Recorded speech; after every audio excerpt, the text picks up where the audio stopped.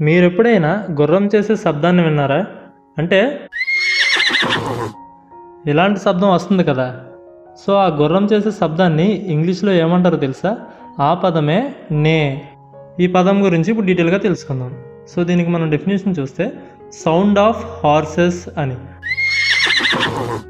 అంటే గుర్రం చేసే ఆ శబ్దాన్నే ఈ నే అనే వర్డ్తో మనం చెప్పొచ్చు.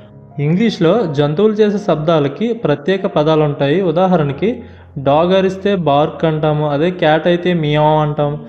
అదేవిధంగా హార్స్ అయితే నే అనే వర్డ్తో మనం చెప్పొచ్చు. దీనికి ఎగ్జాంపుల్ చూస్తే ఐ హీడ్ ద నే of A horse in the stable.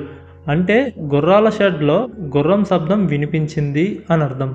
Video నచ్చితే లైక్ చేయండి. ఈ వీడియో ఎవరికైనా యూజ్ అవుతుంది అని అనుకుంటే వాళ్ళకి షేర్ చేయండి.